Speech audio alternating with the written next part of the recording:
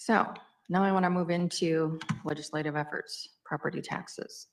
So we all know that this is a live issue. And we've been told that there are 50 plus bills. So likely that some sort of legislation is going to come out of the session. What I've analyzed up here and been talking about primarily on our various calls with the League of Cities, and even the finance directors of the large cities are having weekly calls to talk about this, is House Bill 1176. This is the bill that ties with the governor's message. It also has support of all of the legislative leaders. It's the one that's been kind of bantered about, got rolled out right away. So that bill calls for a relief component, which is enhanced and additional credits that would be funded through the state by earnings on the legacy fund. And then it also focuses on reform. Reform is the one that is the most impactful to taxing entities. So as proposed, the bill will impose a limit of 3% revenue growth from local property taxes. And then within that, there are exceptions for growth in the form of like new parcels coming on, and then also any exemptions that are added or taken off regarding like Renaissance zone or other types of exemptions. So this is a lot of data and it's kind of complicated. So I'll just briefly explain an overview and then there's some columns I want us to look at. So this spreadsheet was created by another large city and shared with us, and I'm actually routing it around to some of the other large cities as well because I think it's a good thing to look at. But with the help of Mike Splonskowski, we had to do some digging on some numbers. We put together this table, and it provides an estimated look back of the implications of this bill. So bear with me, a lot of numbers. So without getting into the weeds, I'm going to read my notes here. The spreadsheet compares the Fargo property tax revenues annual percent change, and we look at this during the budget, but we take out the exception for growth, and so we net to the yellow in the middle, which is the city of Fargo's annual tax percentage excluding new growth. So that would be kind of the base. Then we compare it to two different proposals. As we mentioned, that House Bill 1176 has a cap of 3%. And then the League of Cities is also proposed, just in discussion, kind of a modified model that would allow some change for CPI. So we have CPI or some other more appropriate regional index. CPI plus 2% plus new growth gives a different total to compare our yellow column to. What you see is in both of those scenarios, the positive red number is where we do not conform to the new process. So, any comments or questions on that? Susan, the growth. If we went many years with a 7 to 14% valuation increase annually. Yes, and that's which is a separate issue from mill levies, completely separate. One's a mill levy is what we apply to the valuations, and valuations are what we apply the mill levies to. correct. When they're talking a 3% cap, are they saying that valuations can't go up more than 3%? No, they're saying that the revenue that we assess can't go up. So there's not going to be, my understanding is there won't be a change in the way property is valued.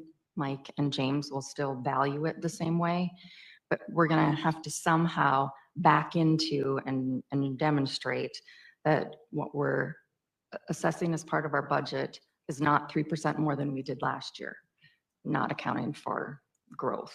So if we have a valuation increase across the city of a substantial amount, we have to lower the equivalent mill levy then to have no more than a 3% cap. Yes, somehow we're going to have to do that math.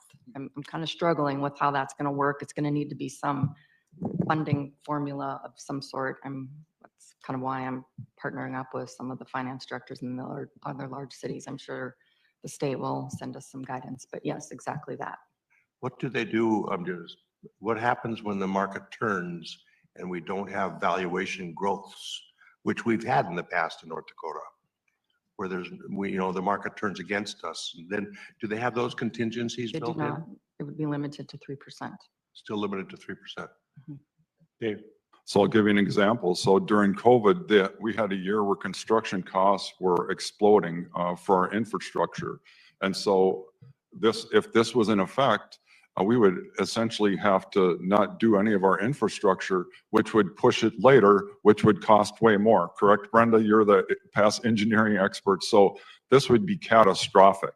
And so what they're doing, and I think we should take action as a commission. This is during a commission meeting, but they want to cap us at 3%. They want to cap the county at 3%, but they don't want to cap themselves at all. And so to me, that's obviously hypocritical. And so we need to oppose this as strongly as possible, because this would be, just infrastructure alone would be catastrophic. I mean, literally, our engineering department, we would halt all projects. We would be able to do a handful each year if this happened, especially if we didn't anticipate COVID if you remember, construction costs were going up on a weekly basis. And so anyway, we need to do something about this. And it's just hypocrisy. Clearly, I would say if you're going to cap, let's cap the state at 3% too. Obviously, that's what's good for the goose is good for the gander, right, Mayor? All right, Yeah, but we have to find a solution. I understand this comment, Dave, that you're making on that, but we're gonna have to find a solution, because you look at this and 50% of the time we would be not working. Correct. And it favors the Minnesota model, which you're talking percentages. We're always on a mill. So if you can't quote 3%, you're gonna be at a mill in 0.123 or something, like some crazy number. That's not the model that North Dakota has. It has mill levies. So it doesn't even follow the pattern of what we do. And somebody in their head has, well, we'll just always hold property taxes to 3%. That doesn't work in the real world. Can I just say, this is a good lesson for us to learn too. It's very easy to make rules for other people to live by and then exclude yourself. And I think that's what this is. They want to make rules for us and exempt themselves. And to me, that's unacceptable. Just a couple other items on this, so. I'm going to continue here for a moment. The Proposition 13 in California, if I remember right, when we had our vote in November on property taxes, the conversation was real similar back at that point in time about the impacts on us and on cities. But what'll happen is you increase all your fees for services. California, hasn't sunk after they limited their cap and put caps on. They just start charging for everything, everywhere more. So that's going to be our reality for the people. They'll still be paying somehow. Anyway. So when you can consider this in relation to what we've talked about as part of the general fund budget, 70% of our expenses in the general fund are staffing.